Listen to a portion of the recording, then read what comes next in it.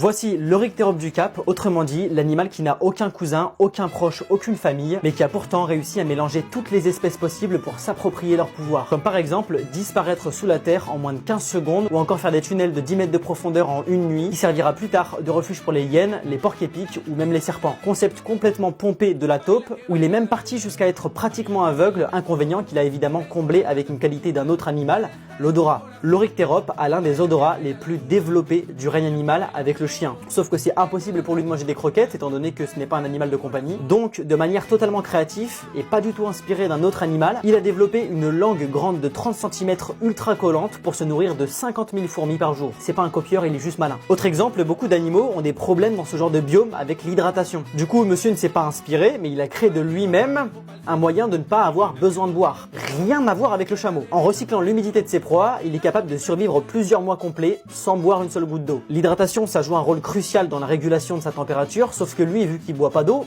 c'est un peu compliqué. Donc il a trouvé un autre moyen de réguler sa température. Et quel animal régule extrêmement bien sa température ? Les reptiles. Donc toujours de manière ultra créative, il n'a pas du tout pompé tous les autres animaux, il a lui-même éveillé un espèce de métabolisme reptilien que même la science et les biologistes ne comprennent pas. Puis en se baladant un jour, il a remarqué une scène un peu space. Il a vu des oiseaux en train de manger des cailloux, des pierres, pour broyer les aliments dans leur estomac. Vous connaissez la suite de l'histoire, évidemment, il a repris cette capacité aussi, toujours de manière très créative.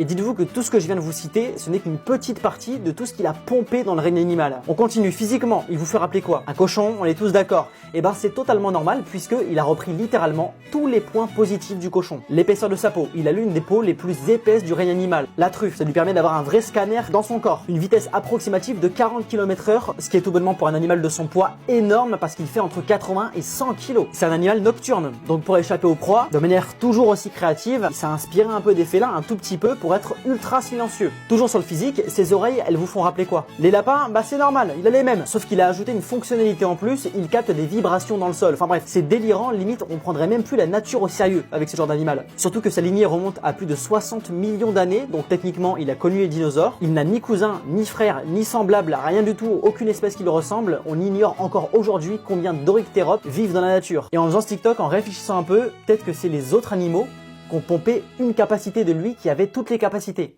Je sais pas, et on saura jamais. C'est vrai, on n'a pas entendu sa méthode d'attaque, on sait pas comment il se bat, il peut repousser un caracal avec sa queue. C'est un iguane, accessoirement caracal qui est tout simplement le lynx d'Afrique, donc l'un des félins les plus puissants. D'ailleurs, il existe un documentaire où j'ai approché cet animal, où je l'ai nourri. Tout est disponible dans la bio de ce compte, et merci aux 3 dernières personnes de s'être abonnées.